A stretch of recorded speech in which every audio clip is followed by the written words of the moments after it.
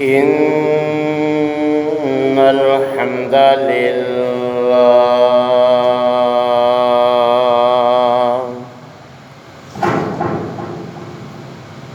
نحمده ونستعينه ونستغفره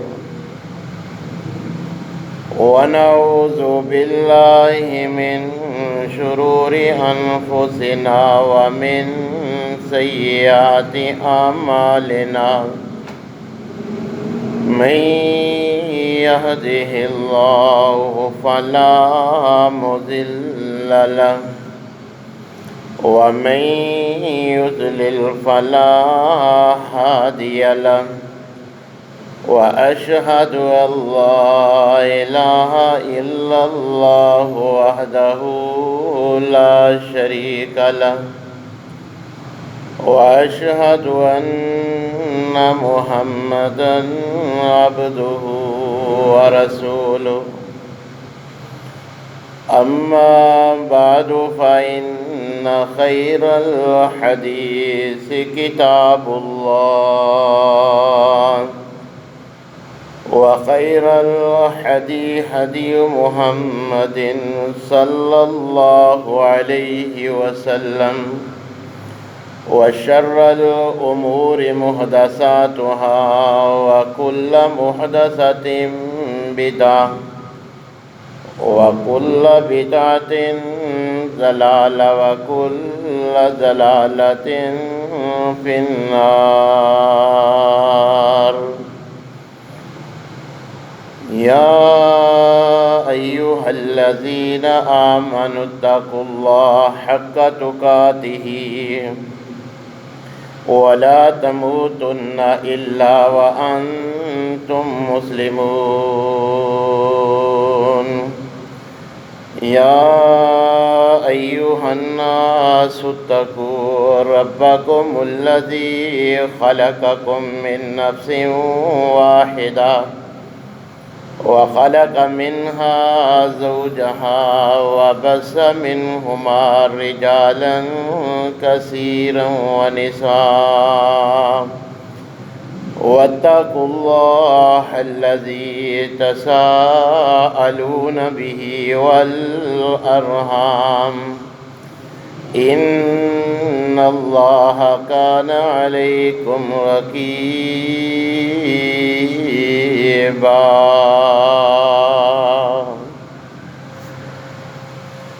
يا أيها الذين آمنوا اتقوا الله وقولوا قولا سديدا يصلح لكم أعمالكم ويغفر لكم ذنوبكم ومن يطع الله ورسوله فقد فاز فوزا عظيما.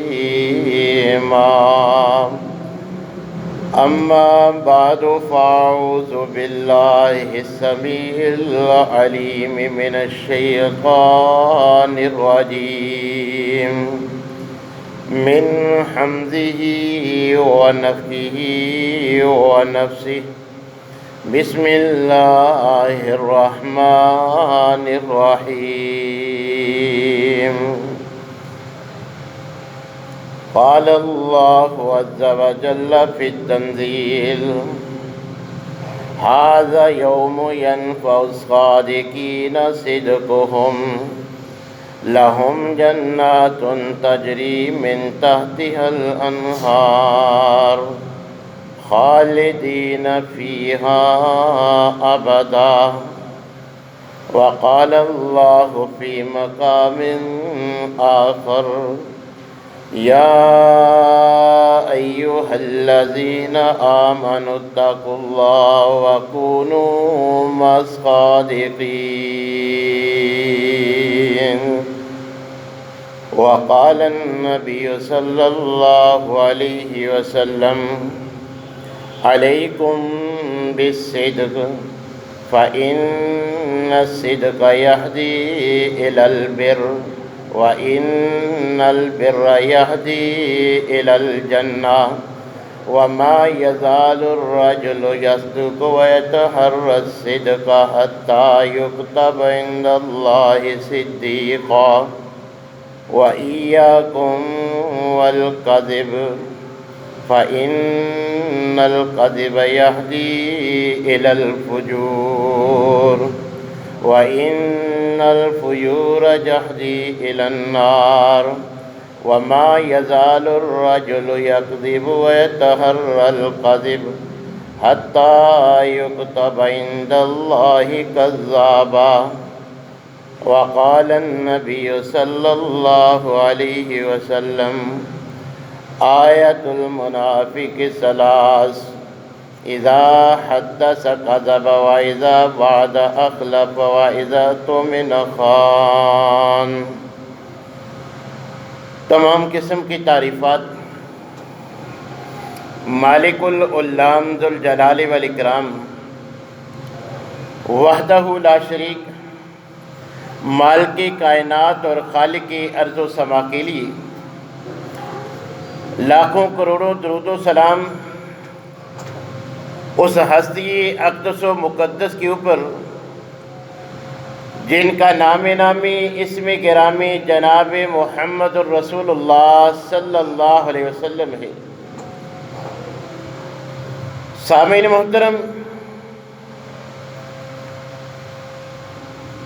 نبی کریم علیہ السلام منافق بندے کی علامات بیان کرتے ہوئے فرماتے ہیں کہ منافق بندے کی مین 3 علامات اور 3 نشانیاں ہیں،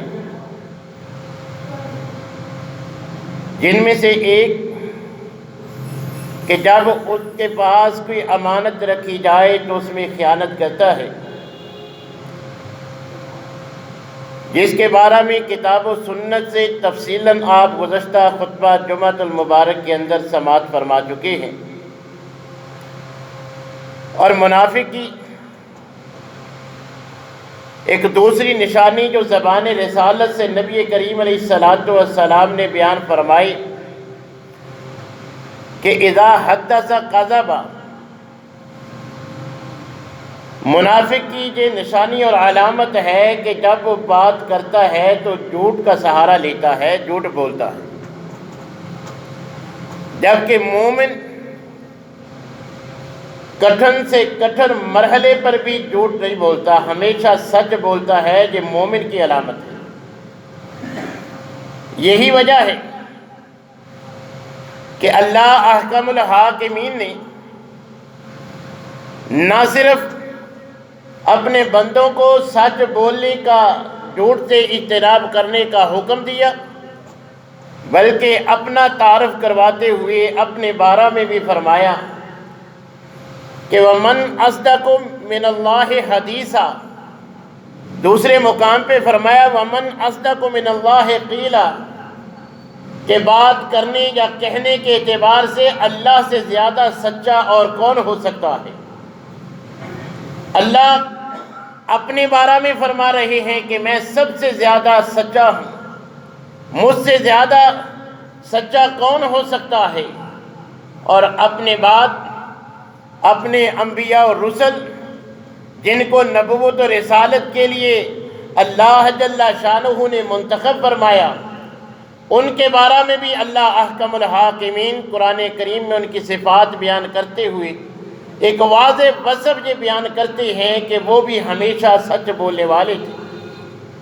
اللہ احکم الحاکمین نبی کریم علیہ السلام سے مخاطب ہو کر ہمیں انبیاء کی صداقت کی دلیل کے طور پر خود وضاحت فرماتے ہوئے فرما رہے ہیں وَاذْكُرْ فِي الْكِتَابِ إِبْرَاهِيمَ إِنَّهُ كَانَ صِدِّيقًا نَبِيًّا، کہ پیغمبر صلی اللہ علیہ وسلم ذرا حضرت ابراہیم علیہ السلام کا ذکر کیجئے کہ جو اللہ کے سچ بولنے والے نبی تھے، اور کہیں فرمایا وَاذْكُرْ فِي الْكِتَابِ إِدْرِيسَ إِنَّهُ كَانَ صِدِّيقًا نَبِيًّا، کہ حضرت ادریس علیہ السلام کا ذکر کیجئے، وہ بھی نہ صرف اللہ کے نبی اور رسول تھے بلکہ ہمیشہ سچ بولنے والے تھے، سچے تھے۔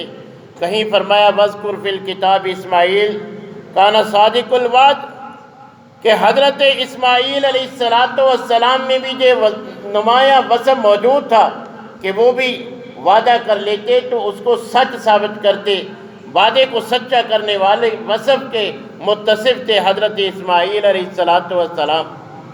اور جن پیغمبر کا میرے اور آپ کے لیے ایک ایک لمحہ اسوہ حسنہ ہے، ان کا عالم یہ ہے کہ ابھی نبوت و رسالت ملی نہیں، 40 سال عام انسان کی طرح جن میں زندگی گزار چکے ہیں، ان سے سوال کرتے ہیں حل وجدتمونی صادقا او کاذبا، کہ میں نے تمہارے اندر زندگی کے 40 سال کے شب و روز گزارے ہیں، 40 سال کا عرصہ میں تمہارے اندر رہا ہوں، اب تم گواہی دو، تم بتلاؤ حل وجدتمونی صادقا او کاذبا، کہ تم نے مجھے سچ بولنے والا پایا یا جھوٹا پایا۔ سب یک زبان ہو کر گواہی دیتے ہیں کہ ہم نے آپ کی زبان سے سچ کے علاوہ کبھی کچھ نہیں سنا۔ ابھی نبی نہیں، عام انسان کی طرح زندگی کا عالم یہ ہے کہ اپنے پرائے سب گواہی دیتے ہیں، اور آپ کا نام ہی صادق الامین لیتے ہیں کہ آپ ہمیشہ سچ بولنے والے اور امانت دار ہیں۔ ان پیغمبر کی زندگی کا ایک ایک لمحہ میرے اور آپ کے لیے اسوہ حسنہ ہے۔ اب ان کا سچ بولنے کا انداز دیکھ لیجئے کہ نبوت سے پہلے بھی کبھی زبان سے جھوٹ نہیں سنا کسی نے۔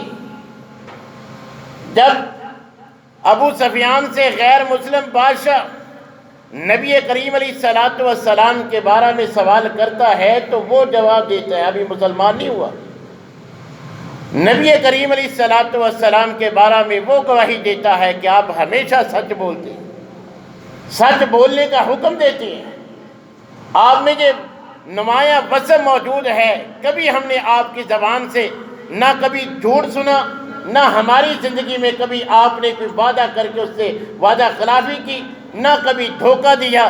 یہ ابو سفیان ابھی مسلمان نے، نبی کریم علیہ السلام جن کا ہمارے لیے ایک ایک لمحہ اسوہ ہے، ہمیں اللہ احکم الحاکمین نے ان کی زندگی کو آئیڈیل بنا کے دیا ہے، ان کا یہ عالم ہے کہ غیر گواہی دیتے ہیں، زبان سے کبھی جھوٹ نہیں نکالتے۔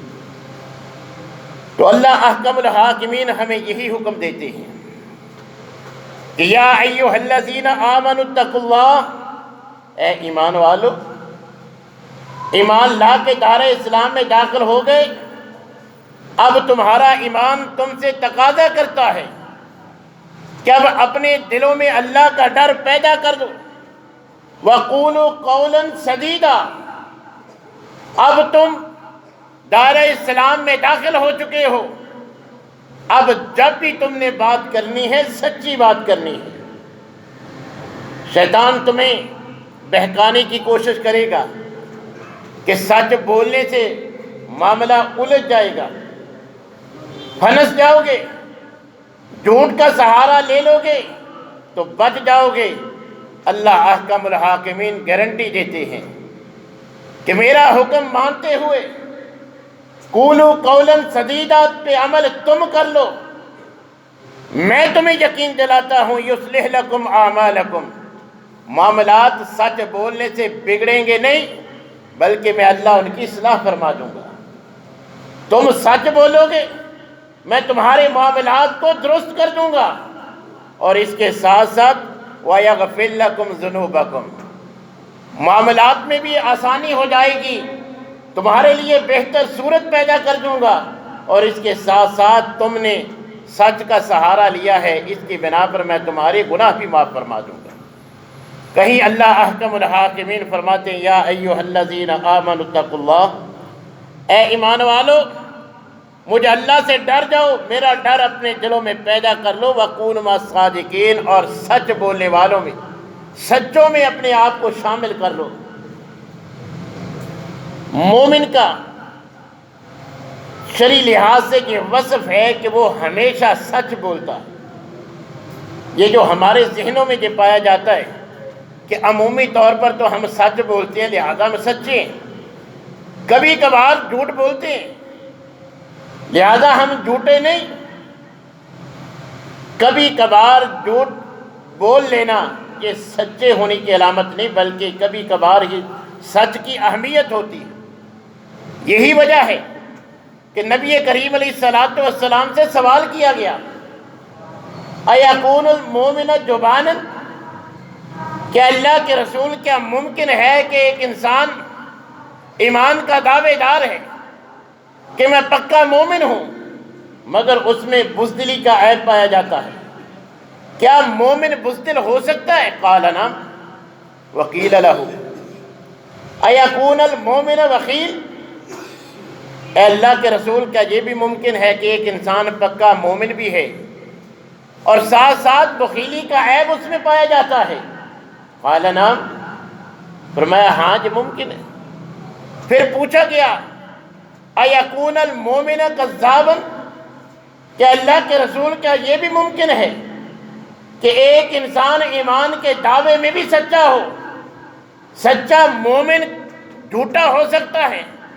قال لا، زبان رسالت سے فرمایا نہیں، مومن بزدل ہو سکتا ہے، مومن بخیل ہو سکتا ہے، مومن جھوٹا نہیں ہو سکتا، مومن کبھی جھوٹ نہیں بول سکتا، جو جھوٹ بولتا ہے وہ مومن نہیں، جو مومن ہے وہ کٹھن سے کٹھن مرحلے پر بھی جھوٹ کا سہارا نہیں لیتا۔ لہذا مومن کی یہ علامت خود اللہ احکم الحاکمین نے قرآن میں بیان فرمائی ہے کہ وہ ہمیشہ سچ بولنے والے ہیں، جن کو اللہ نے کامیاب اور جنت کا وعدہ کیا ہے، ان میں ان مومنین کی ایک نمایاں صفت اور وصف ہمیشہ سچ بولنا قرار دیا ہے۔ نبی کریم علیہ الصلوۃ والسلام نے تو ایک تو ہے کسی کے بارے میں جھوٹ بول دینا، جس دین کے ہم پیروکار ہیں اس کو جھوٹ سے اس قدر سخت نفرت ہے، جھوٹ ذہن میں گمان کرنا بھی شرعی لحاظ سے حرام ہے۔ نبی کریم علیہ الصلوۃ والسلام نے فرمایا ایاکم والکذب، کہ تم جھوٹ سے بچو، اور یہ ادنا سی صورت کہ جھوٹ بولنے سے تو منع کیا ہی ہے کہ ایاکم والظن، ذہن میں جھوٹا گمان بھی پیدا نہ کرو، اس سے بھی بچو۔ کیوں؟ فَإِنَّ الظَّنَّ أَكْذَبُ الْحَدِيثِ، کہ اکثر جو بندہ گمان کرتا ہے وہ جھوٹ پہ مبنی ہوتا ہے، لہذا ذہن میں کسی کے بارے میں جھوٹا بدگمانی کے ذریعے کوئی جھوٹ ذہن میں سوچنا بھی تمہارے لیے جائز نہیں ہے۔ ایک انسان کو دیکھا تو اس کے بارے میں دو طرح کا گمان ہو سکتا ہے کہ اچھا کام کر کے آیا ہے، دوسرا گمان برا کام کر کے آیا ہے۔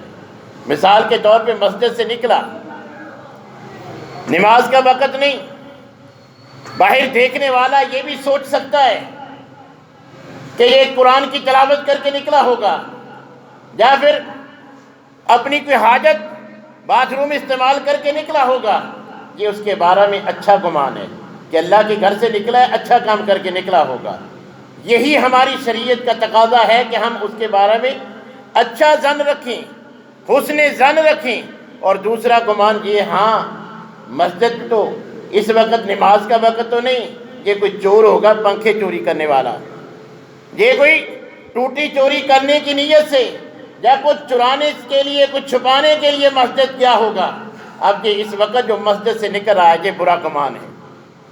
تو ہم جس دین کے پیروکار ہیں وہ ہمیں جھوٹ بولنا تو حرام ہے ہی، اپنی طرف سے کوئی جھوٹا مفروضہ کسی کے بارے میں ذہن میں پیدا کر لینا اس سے بھی منع فرماتا ہے کہ یہ بھی جھوٹی ہے۔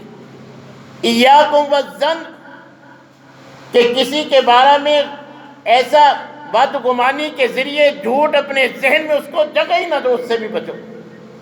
اس قدر ہمارے شارع کو جھوٹ بولنے سے، جھوٹے انسان سے نفرت ہے۔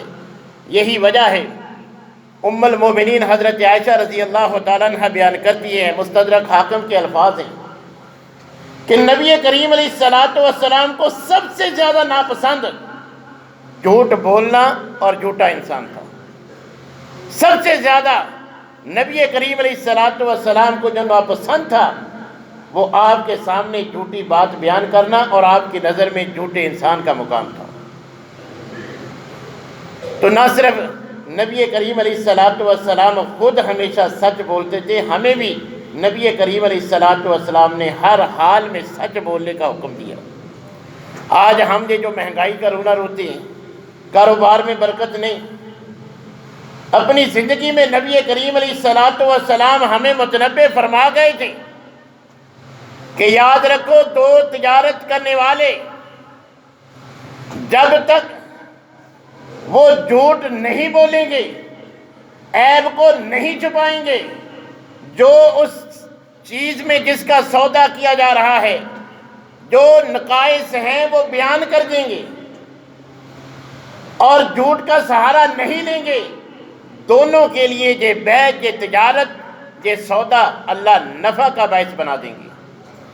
لیکن اگر جھوٹ کا سہارا لیا جائے، عیب چھپایا جائے، تو نبی کریم علیہ الصلوۃ والسلام نے فرمایا اس سودے سے برکت ختم ہو جاتی ہے۔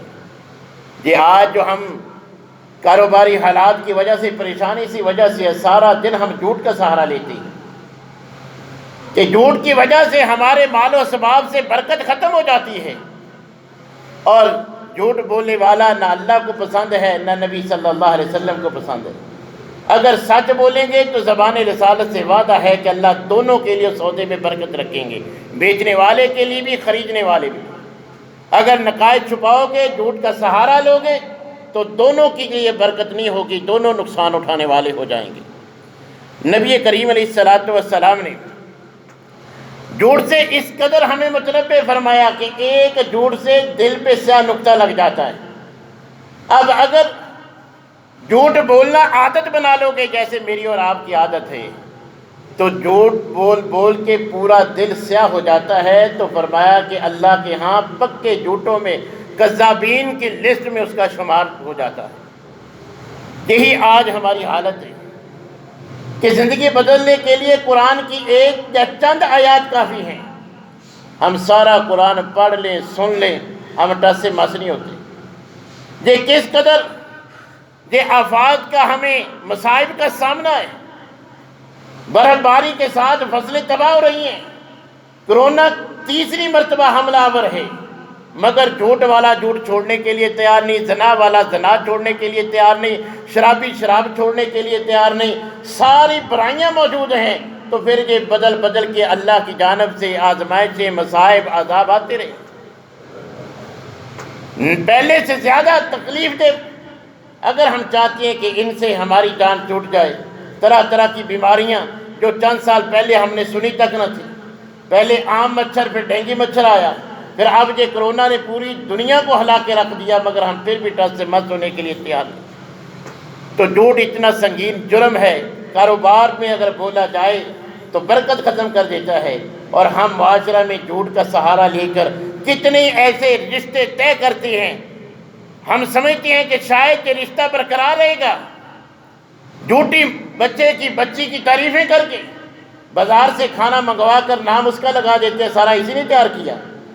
اب اگر ہم جھوٹ بول کے یہ سمجھیں گے کہ لڑکی کا گھر بس جائے گا، تو کیا اس نے اس گھر میں جا کے کھانا بنانا نہیں؟ اگر وہ برداشت کریں گے، ساری زندگی اس کو تانے سننے پڑیں گے، تمہارے ماں باپ نے ہمیں جو ہے وہ دھوکہ دیا، ہم سے جھوٹ بولا، یا پھر یہ رشتہ تاجر قائم نہیں رہے گا، طلاق کی نوبت آ جائے گی۔ جس معاملے میں بھی جھوٹ بولیں گے، نہ وہ کام جاری و ساری رہے گا، نہ اس میں اللہ کی طرف سے رحمتیں ہوں گی، نہ برکتیں ہوں گی، سب کچھ ہم ختم کر لیتے ہیں جھوٹ بول کر۔ اور اگر سچ اپنائیں گے، دنیا میں بھی برکتیں ہوں گی، اور اس کے ساتھ ساتھ سچ پر اللہ اور اس کے رسول نے جنت کا وعدہ کیا۔ نبی کریم علیہ الصلوۃ والسلام نے فرمایا علیکم بالصدق، سچ بولنا یہ تمہارے لیے لازم ہے، ہمیشہ اپنے اوپر لازم کر لو کہ کٹھن سے کٹھن مرحلے پر بھی ہمیشہ سچ بولوں گا۔ اگر ایسا کر لو گے تو کیا ہوگا؟ یہ کام کرنا تم نے ہے کہ تم نے ہمیشہ سچ بولنے کا مصمم عہد کر لینا ہے کہ ہمیشہ سچ بولنا ہے۔ پھر ہوگا کیا؟ فَإِنَّ الصِّدْقَ يَهْدِي إِلَى الْبِرِّ، یہ تمہارا سچ کا وعدہ تمہیں نیکی کی طرف لے جائے گا۔ وَإِنَّ الْبِرَّ يَهْدِي إِلَى الْجَنَّةِ، زبان رسالت سے نکلے ہوئے الفاظ، سچ بولنے والے بن جاؤ گے، نیک بن جاؤ گے، یہ نیکیاں تمہیں جنت میں لے جائیں گی۔ ہمیشہ سچ بولو گے، کوشش یہی ہوگی کہ جب بھی کٹھن سے کٹھن مرحلہ بھی آئے گا سچ ہی بولوں گا۔ زبان رسالت سے نبی صلی اللہ علیہ وسلم نے فرمایا حتیٰ یکتب عند اللہ صدیقا، جس کا ارادہ یہ ہے کہ ہر حال میں سچ بولوں گا، اللہ اس کو سچوں کی لسٹ میں لکھ دیتی۔ اور فرمایا وَإِيَّاكُمْ وَالْقَذِبْ، جھوٹ سے مکمل اجتناب کرو۔ فَإِنَّ الْقَذِبَ يَهْدِي إِلَى الْفُجُورِ، جھوٹ بولو گے یہ تمہیں گناہوں کی دلدل میں پھنسا دے گا۔ ایک جھوٹ کے لیے کئی جھوٹ بولنے پڑیں گے، یہ جھوٹ تمہیں پکا گنہگار بنا دے گا۔ وَإِنَّ الْفُجُورَ يَهْدِي إِلَى النَّارِ، یہ گناہ تمہیں جہنم میں لے جائیں گے، جہنم کی آگ میں تمہیں یہ جھوٹ لے جانے کا سبب بن جائے گا۔ فرمایا کہ آدمی جھوٹ بولتا ہے اور اس کا ارادہ اور نیت، جیسے ہم ایک دوسرے کو فخر سے بتلاتے ہیں کوئی بات نہیں، ایسا جو ہے وہ جھوٹ بولوں گا بچ جاؤں گا۔ نبی کریم علیہ السلام نے فرمایا اللہ کے ہاں پکے جھوٹوں میں اس کا شمار ہو جاتا ہے، اس کی لسٹ میں لکھ دیا جاتا ہے۔ نبی کریم علیہ السلام سے آپ اپنے گریبانوں میں جھانک کر دیکھیں، صحابیہ نبی صلی اللہ علیہ وسلم سے سوال کرتی ہیں کہ اللہ کے رسول، کبھی کوئی کسی کے ہاں مہمان جاتا ہے، وہ میزبان مہمان سے پوچھتا ہے بھائی کو کھانے پینے کی حاجت ہے، اب سفر کر کے مسافر پہنچا ہے، پیاس بھی لگی ہے بھوک بھی لگی ہے، مگر وہ بناوٹی الفاظ میں کہہ دیتا ہے نہیں کوئی ضرورت نہیں۔ صحابیہ پوچھتے ہیں کہ اللہ کے رسول کیا یہ جھوٹ ہے؟ وہ شرم محسوس کرتا ہے کہ کہے کہ یار لاؤ کھانا لاؤ بڑی بھوک لگی ہے، وہ پوچھتا ہے کہ کھانے کی ضرورت ہے، اس کو ضرورت ہے، وہ بناوٹی الفاظ میں کہہ دیتا ہے کھانے کی ضرورت نہیں۔ کہ اللہ کے رسول یہ بھی جھوٹ ہے؟ نبی کریم علیہ السلام صحابیہ کے جواب میں فرماتے ہیں ہاں یہ بھی جھوٹ ہے کہ اس کو بھوک کی حاجت ہے، کھانے کی حاجت ہے، پینے کی حاجت ہے، وہ کہتا ہے کہ نہیں تجھے جھوٹ ہی ہے۔ حتیٰ کہ عبداللہ بن عامر چھوٹے بچے نبی صلی اللہ علیہ وسلم ان کے گھر میں موجود ہیں، ان کی والدہ یہ باہر کھیل رہے ہیں، آواز دیتی ہیں کہ عبداللہ ادھر آؤ تمہیں کچھ دیتی ہوں، جیسے ماؤں کی عادت ہوتی ہے بچے کو بہلانے کے لیے کچھ کہہ دیتی ہیں۔ نبی صلی اللہ علیہ وسلم نے جب یہ بات سنی ان سے پوچھا کہ اگر عبداللہ تمہارے پاس آ جاتا تم نے ان کو کیا دینا تھا؟ کہا اللہ کے رسول میرے ذہن میں تھا میرے پاس کچھ کھجوریں پڑی ہیں، میں نے اس کو ایک کھجور دے دینی تھی۔ آپ نے فرمایا پھر تو ٹھیک ہے، اگر تو اس کو کھجور نہ دیتی صرف بلانے کے لیے اس کو دھوکہ دہی کے ساتھ بلا لیتی کہ تجھے دوں گی نہ دیتی تو یہ بھی تیرے نامہ اعمال میں جھوٹ لکھا جاتا۔ ایک صحابیہ پوچھتی ہیں کہ اپنی شوکن کو چڑھانے کے لیے اگر ایسا کہہ دیا جائے کہ شوہر نے مجھے کچھ دیا ہے دیا نہ ہو، صرف شوکن کو جو ہے وہ جلانے کے لیے مرچیں لگانے کے لیے ایسی بات کہی جائے کہ اللہ کے رسول یہ بھی جھوٹ ہے؟ آپ نے فرمایا کہ ڈبل جھوٹ ہے۔ شوکن سے کوئی ایسی بات کہتی ہے کہ شوہر نے مجھے کوئی چیز لا کے دی ہے، کوئی گفٹ دیا ہے، حالانکہ اس نے نہ دیا ہو، نبی صلی اللہ علیہ وسلم نے فرمایا کہ ڈبل جھوٹ ہے۔ اب یہ نبی کریم علیہ السلام کے فتاوے دیکھ لیں کہ بچے کو صرف بلانے کے لیے یہ کہہ دینا کچھ دوں گی، اس کو ہم جھوٹ سمجھتے کب ہیں؟ مگر نبی صلی اللہ علیہ وسلم نے فرمایا یہ بھی نامہ اعمال میں جھوٹ لکھا جاتا ہے۔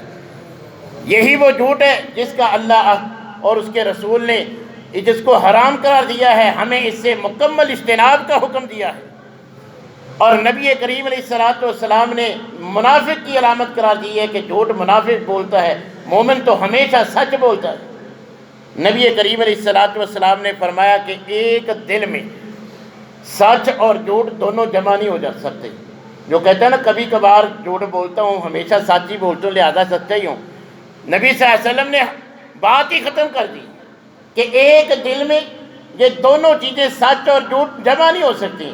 جو کبھی کبھار بھی جھوٹ بولتا ہے وہ جھوٹا ہی ہے، سچا نہیں ہو سکتا، اور جو سچا نہیں ہے وہ مومن نہیں ہو سکتا، جو مومن ہے وہ جھوٹا نہیں ہو سکتا۔